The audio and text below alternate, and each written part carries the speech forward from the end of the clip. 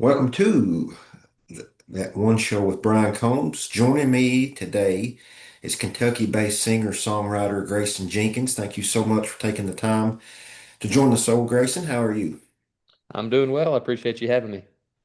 So we've got you on the show mainly to discuss your new album, Country Parables. I think it's your fourth studio album, by my Yeah, count. yeah, fourth full length. Yeah.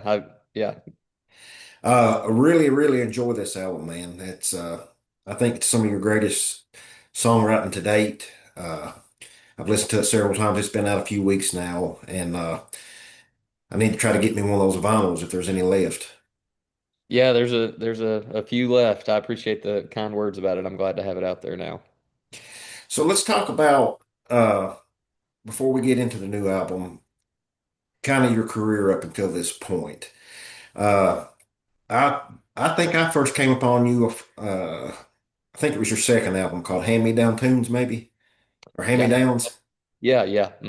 Yeah, I played some of that on my old radio show years ago on WJSN in Jackson, Kentucky. It's awesome. Yeah, man. And I've kind of been a fan of you since. I actually interviewed you at the first Railbird Festival. Do you remember that? Yeah, I remember that for sure. Back there in that tent, it was that day. It was so hot. That's Yeah. one of the hottest days of my life, man. And I love bourbon, particularly Four Roses, and they had a tent set up to where I could go and sample anything I wanted. I couldn't even bring myself to do it. I was so hot. Oh man. Yeah, I remember stealing a few waters from your all's media tent Yeah, back. yeah. Hot. It was miserable that day. Yeah. Uh, so how long have you been doing the music thing, and what made you decide to try to do it, and put all your resources in it and do it as a career? Man, I was kind of a latecomer. I'm 34 now, and I played my first gig when I was about 22. So I was kind of a latecomer from that standpoint. I didn't really start playing that much until I was in college. And yeah, just was always kind of fascinated with music growing up, but didn't have a lot of access to people doing it, at like a working class level. And so it was when I was in college that I saw Sunday Best. I feel like there's a multitude of people in the Kentucky scene that can trace it back to Sunday Best and early Childers days. But yeah, I remember going to watch them for free, and then it was a $5 cover, and then it was a $10 cover, $25 cover, and then you couldn't get in. They were on CMT. And so it was like that was the first time I really saw somebody work from a grassroots level up to a national touring act. And so anyway, along that same time, I started writing songs and I started getting out and playing them. And all the while, I graduated from the University of Kentucky and I worked a job there in admissions. And then I worked for the College of Business for about 4 years total and was moonlighting playing music. And it just got to be, those years were great, but they're kind of a blur because every free moment I had, I was sinking into music. I'd get off work on Thursday, I'd play in town at Henry Clay's Public House. I'd get off work Friday, drive to Bowling Green and play. And then Saturday, I'd pick up, a tailgate gig. I would take whatever gig I could.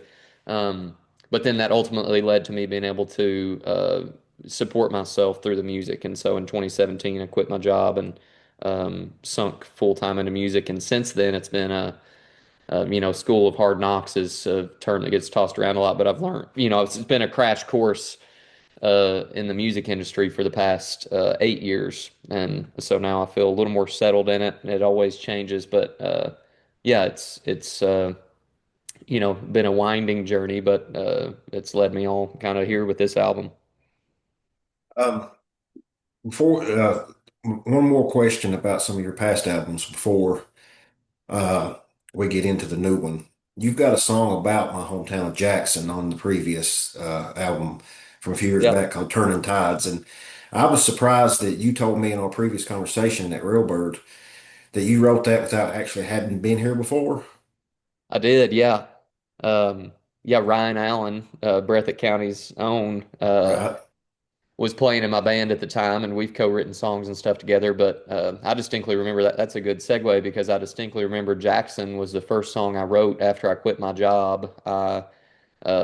A buddy invited me to his lake house, and I didn't have to work that Monday for the first time ever, and was like, so I remember it was a Sunday night, and I had a ukulele of all things in my hands, and I wrote that song, just thinking about. Ryan and I passing time in the van and stuff would talk about home and his family property and stuff. And so it was kind of a good exercise in songwriting of like writing about somebody else's hometown.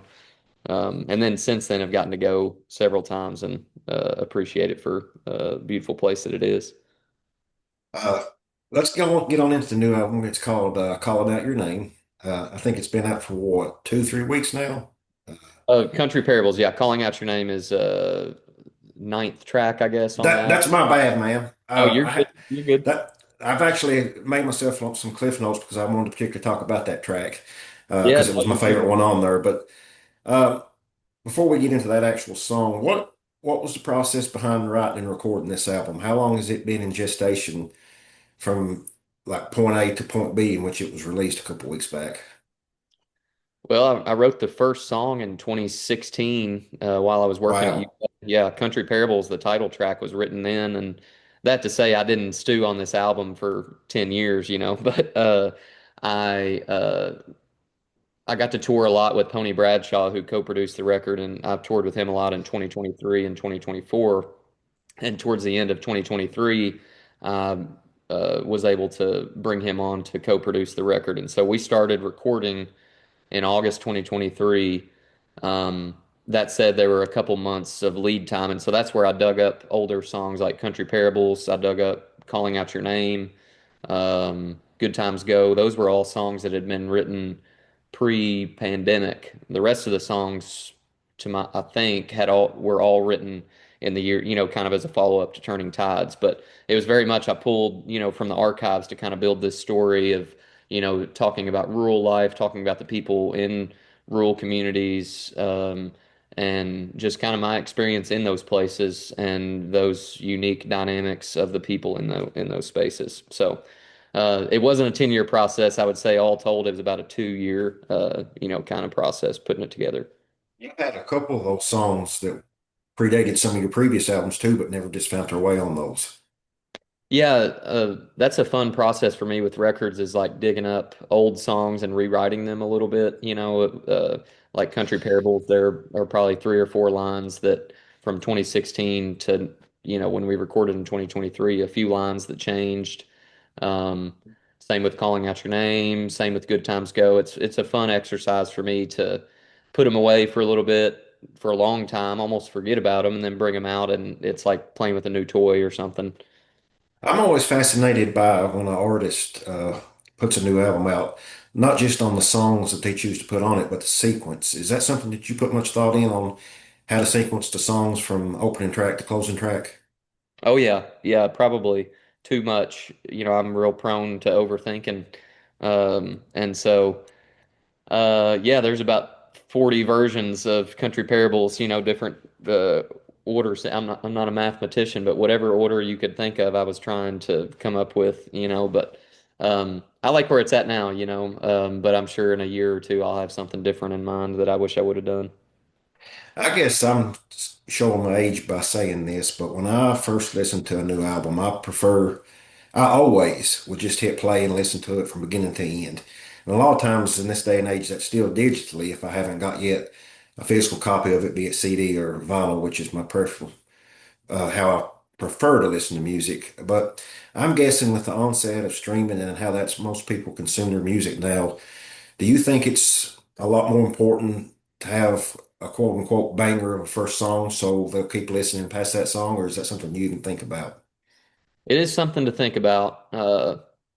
Yeah, I think there's different models. And two, you look at some of the older records, vinyl records from, the 60s, 70s, whatever decade you want to pick out pre-streaming, it's like they put their heavy hitters on the front side because they wanted you to, because they knew the tendency to not flip the record or, so it's like even then, it's like you look at some of these, I'm trying to think of a good example, but it's like the title track of the record was the first song, so it's like, um, I think that's always existed to an extent where you want to make a good impression with the first song.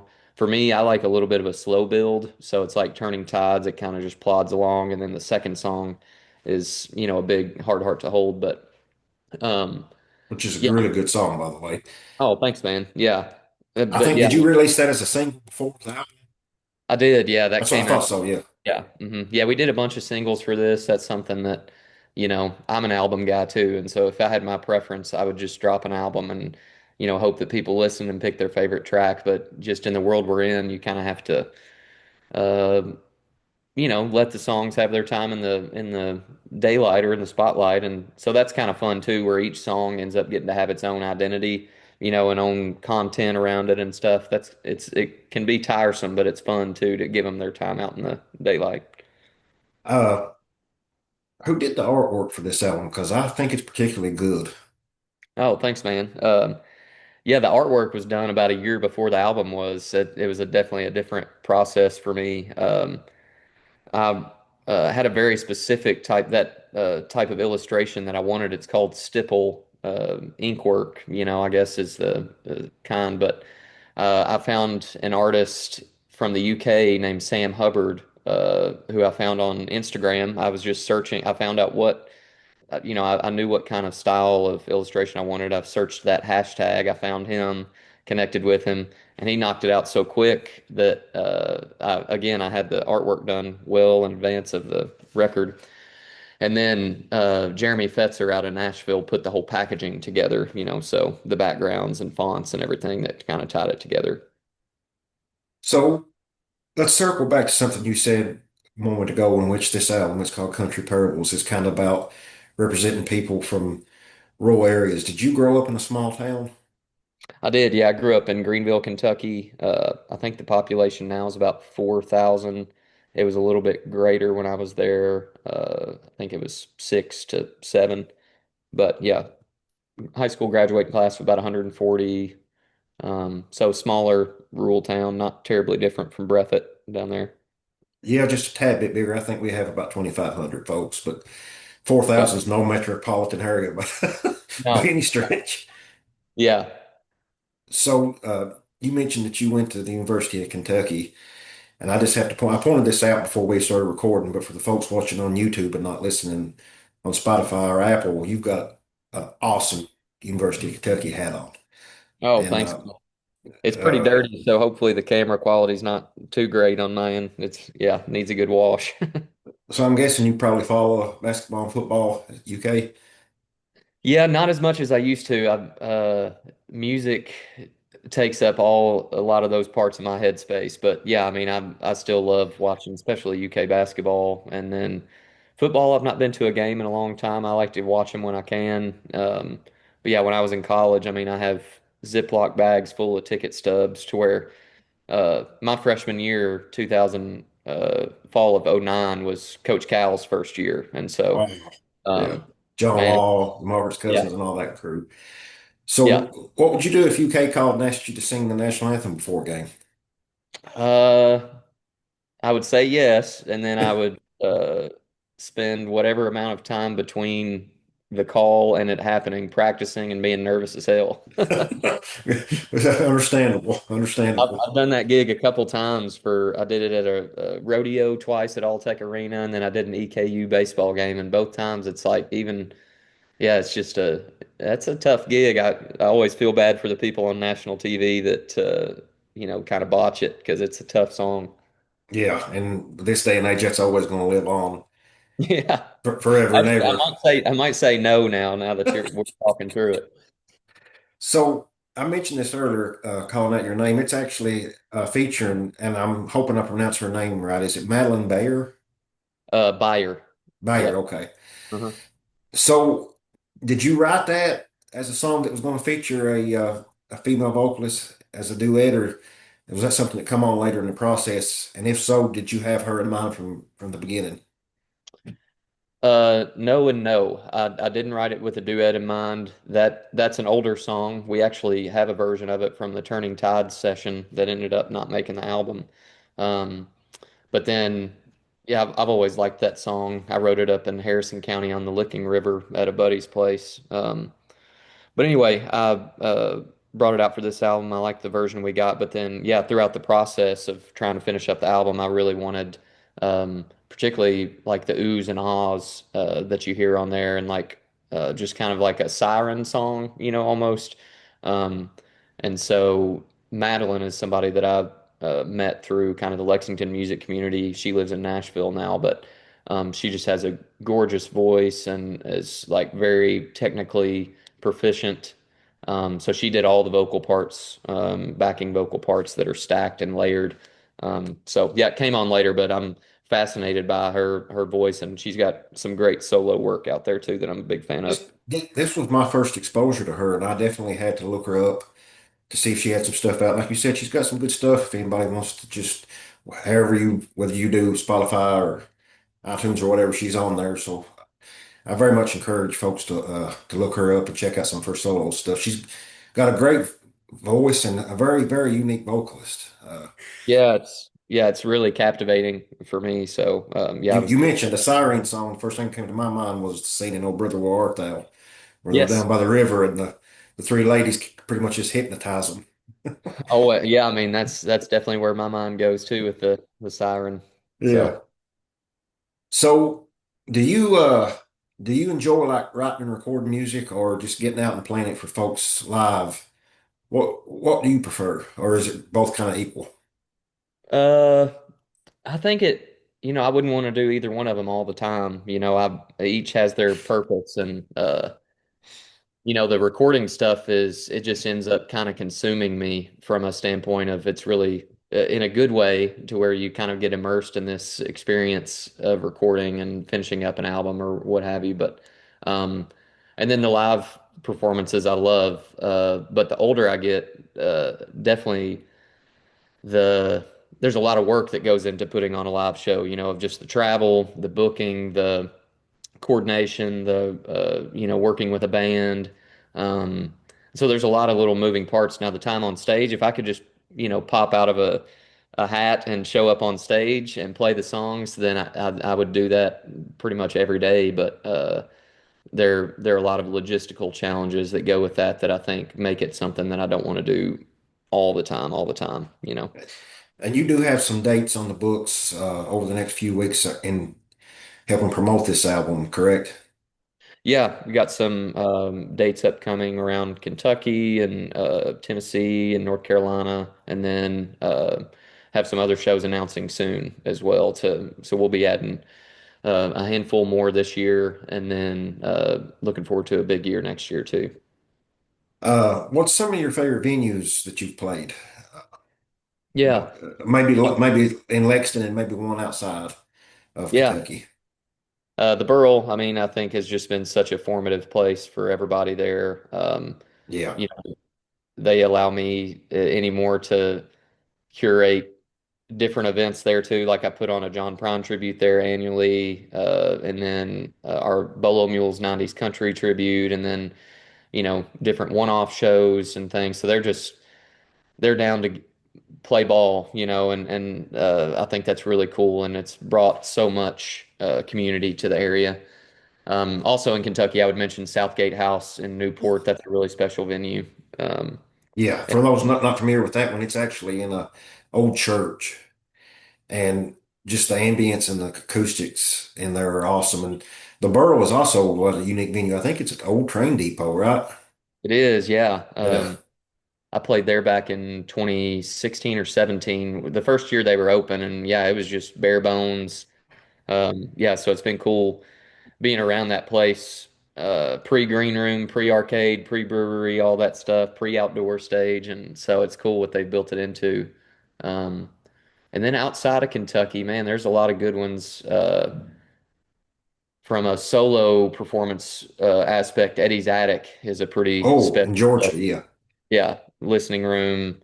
You can hear a pin drop. That's a good one. And then, uh, man, there's a lot of good ones. I got to play.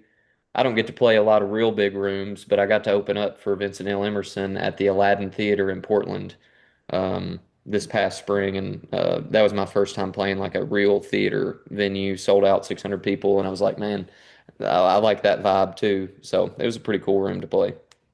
What's one venue that you would love to play that you haven't got to yet? I mean, obvious, everybody's going to say the Ryman probably, but Yeah, outside of that one, maybe. yeah.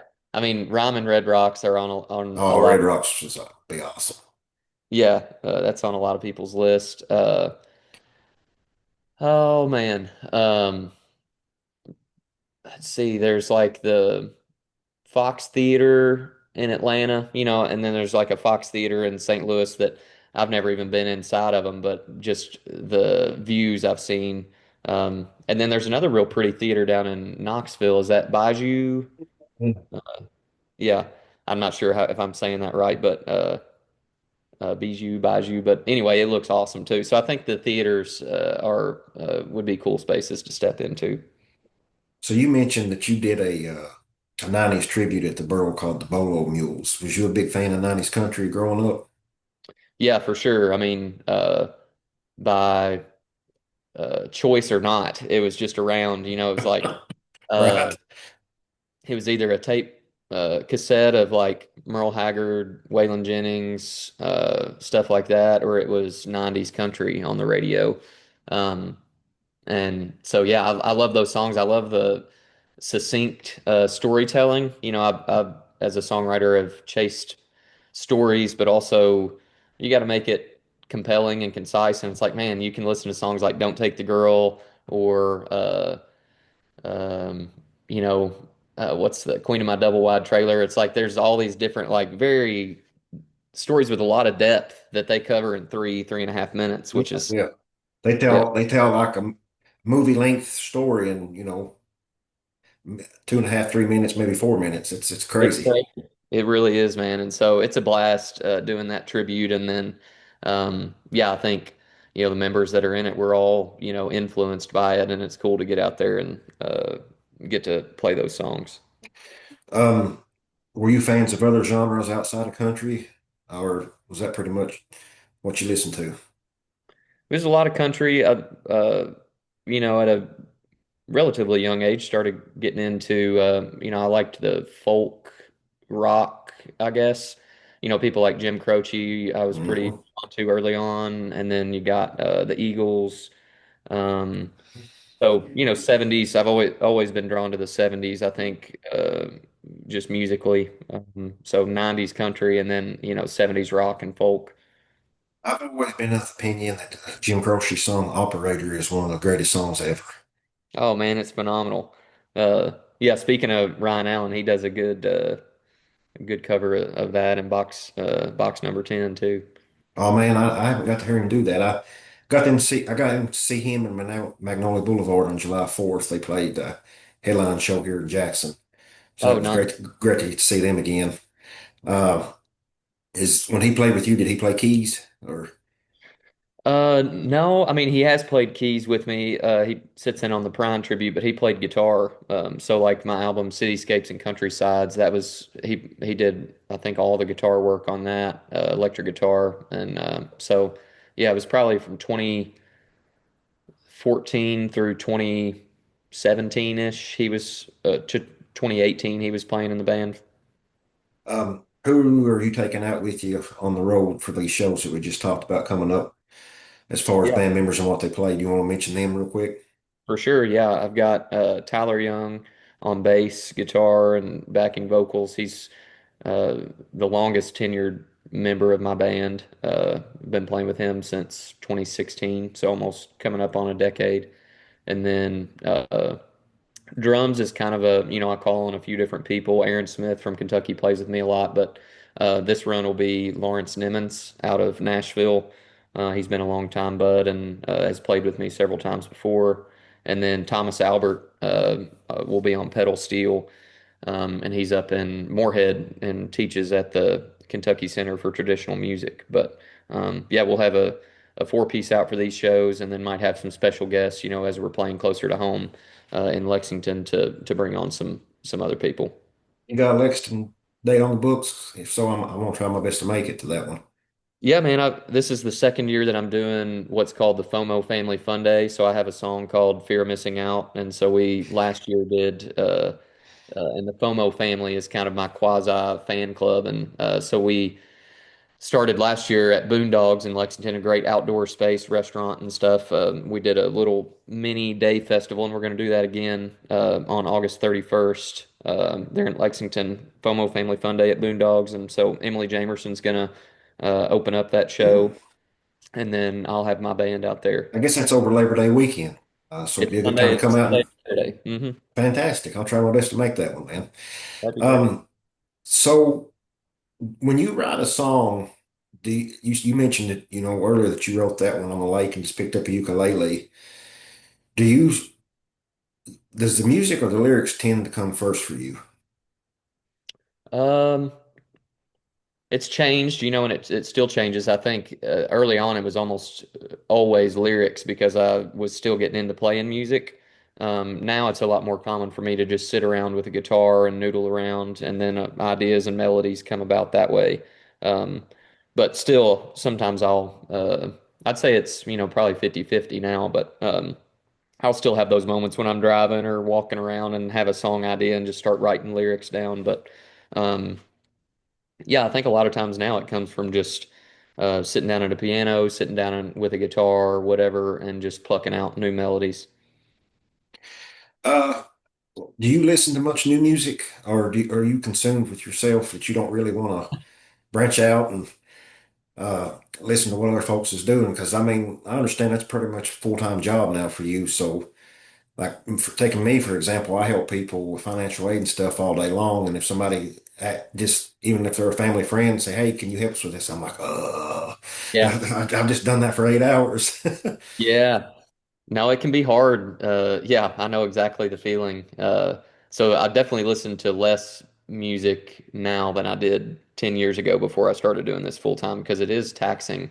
Your ears only have so much uh, time they can spend. But anyway, I still listen to some. There are people that I really admire their work, and like James McMurtry, Jason Isbell, Sturgill, um, those people. Um, I revere pretty highly, and so if they have something new coming out, I'll jump on and listen to their new record. And then there's new stuff that catches me too, new artists, and blanking on some of those right now. But um, yeah, and during a record cycle, which I'm just finishing up, yeah, there's not a lot of extra bandwidth, in my brain to think about other music, and I don't know that I guess it's good too to not be heavily influenced by what everybody else is doing. At some point you got to just kind of chart your own path and figure out what sounds good to you. So have you had a particular gig like as soon as the band got done and walked off the stage, you just knew, damn, that was one of the best. That was a good gig. Mm. Yeah, I mean, there are definitely those moments. Those are real fun. Yeah, to celebrate with your band, especially it doesn't hit as hard when you're solo and you have a real good show and you come off stage and you're just by yourself. But yeah, I remember playing Railbird that year that you talked about. I mean, we were early on Sunday, but I still remember like we just had a really good set. We had been playing together all summer, and had the crowd fired up as even as early as it was. And then, yeah, I remember that Aladdin Theater in Portland. I remember was a real good gig for us, and coming off stage and being fired up. And a lot of the Burl shows have been like that, and where we have kind of our hometown people there. And yeah, it's a special feeling to feed off that energy. We talked a few moments ago about sequencing songs on an album. How much time and thought do you put in when you make out a set list before playing a gig on like, okay, what should we start with? How are we going to come out of the gate hot? You mentioned that some of your albums you like to kind of build a little bit before you really get into the meat potatoes, maybe. Do you do the same thing when making out a set list for a show? Uh, it depends. I do like to spend some good time and thought on, set list for particular gigs, and it changes. So it's like if we're playing closer to home, we're more likely to mix it up more because people have seen us more. If we're out on the road in a new market or something, I think it's important for people to give people the best uh, taste test of, different stuff that you do. And so all that goes into consideration. That said, I think just from a vibe standpoint, that flow is very important to me. And so it's like, okay, this song's out of key of G. I want to make sure, I don't want to just stop in between every song. And so it's like we'll play two songs out of the same key. Um, this one, we played three rockers. We need to tone it down here with a solo acoustic moment. So yeah, I like to kind of create this ebb and flow with just the vibe and thinking about uh, people out. You know, I've been there out at a concert drinking beer, need to go to the bathroom sometime, you need to go smoke a cigarette. You're kind of dancing with all those different dynamics. Uh, do you ever sprinkle in a cover here and there, or you pretty much play all originals when you do a live show? No, I'll sprinkle in covers. Yeah, this the past couple years we've been covering Don Williams. I cover Mm. Prime. Yeah, I cover Prime at most shows. Bruce Springsteen some. Um, so yeah, we'll add in a cover pretty much every show. If it's an opening slot or something like 45 minutes, sometimes I won't. Um, but yeah, I like to cover songs and you know, that was kind of how I started out when I started playing was 4 hour cover gigs, you know, multiple times a week. And so, Hours. oh yeah, the I used to play at Henry Clay's. I would start at 9 and play till 1, but Damn. then, but then I got to where I would play later than that. You know, bar closed at 2:30, and so sometimes, I mean, it was insane. I could never ever do it again. But What what's a Springsteen song that you like to cover? I'm on fire. I do Mm. used car, Atlantic City, which I do more like the band version. Um, what else by Bruce? Used car. When I'm at home, I like to play Highway Patrolman. You know, I like the Nebraska. I listen, you're a big fan of his album Nebraska because three of those songs are off that album. Yeah, I love that album. Yeah. Yeah, it's my favorite Springsteen album, and it's so much. It was so much different than anything he put out at the time. He's done a couple similar albums since then, particularly Ghost of Tom Jones. But man, that album is just fantastic. It's some of So his good. best songwriting that he ever did. It's amazing. Yeah, it's kind of what made me a fan of Springsteen just in general. You know, I had heard the big songs, um, which are, you know, I appreciate even more now. But yeah, Nebraska really sold me on him. What about Prime? What's a song or two that you covered from him? Oh man, well, we're about to do a 50-minute set. I'm playing a hometown show in Muhlenberg County, and we're going to do one set of my stuff, one set of Prime. So Nice. yeah, I've got a healthy list going. But I always, you know, Paradise, Sweet Revenge, Spanish Pipe Dream, Please Don't Bury Me, Angel from Montgomery, I Just Want to Dance with You, When I Get to Heaven. Uh, Which was trying off to, his last album, I think, what's that? right? That When I Get to Heaven was off of his final album. Yes. Yeah. Yeah. So we always do that one at the tribute that I put on. We typically close the night with When I Get to Heaven and bring everybody up on stage with kazoos and stuff, and it's fun. But That's awesome, man. So there's a is that bunch an of annual thing that you do, the Prime Tribute? yeah at the Burl. It'll be again in December. We haven't announced a date yet, but it'll be at the end of December between Christmas and New Year's. Is it kind of like different artists uh playing, after each other and then kind of like a all-star jam at the end? Yeah, essentially, yeah. We Okay.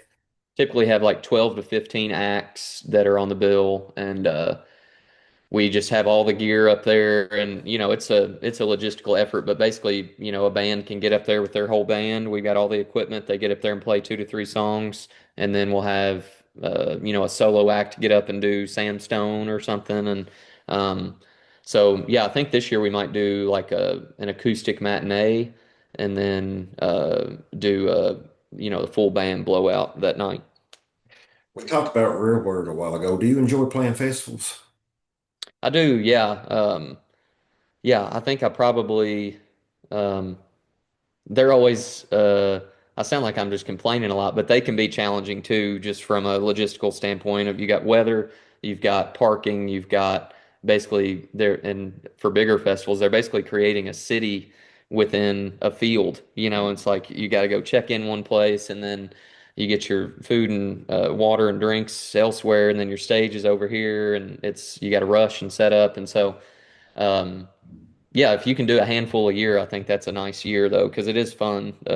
You know, getting to play to that many people and getting to see other acts is a big perk of that too. Yeah, I've been fortunate enough to cover some festivals over the years as part of this gig. And I'm at the point now to where I can walk in and within 10 minutes to see if it's well organized or not. Yeah. Have you ever had a chance to either go to or play the Master Musicians festival in Somerset? Yeah, I've played it a couple times. We played the year that Prime headlined, and then I got to do a songwriter round there a little bit later. But yeah, that's a wonderful It really festival. is. It's one of my favorite ones every year. It's so well organized. The people that put it on are awesome folks, and they really Yeah, care about the crowd and particularly the musicians. yeah, they Uh, do it right, man. Everybody should go take a lesson from them and how to, curate a festival. and to me, it's just the right size of festival. You get into 75,000, 50,000 folks. It's just a sea of bodies, and I'm just getting too old for that nonsense. But master musicians is probably right around 10,000, give or Yep, take, and it's just a perfect size. It's in a big open field. yep. You don't have to wait line 3 hours just to get a bottle of water and miss half the acts.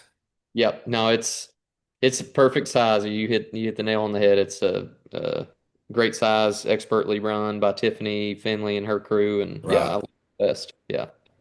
So we've just got a couple more minutes here. So as we close, I want you to tell folks where they can get your tour dates, maybe order the album, and I'll put that link in the show notes as well, so to make it super easy on them if they maybe want to buy one of those vinyls like I'm going to do here Yeah. in a little while, and before you run out of them.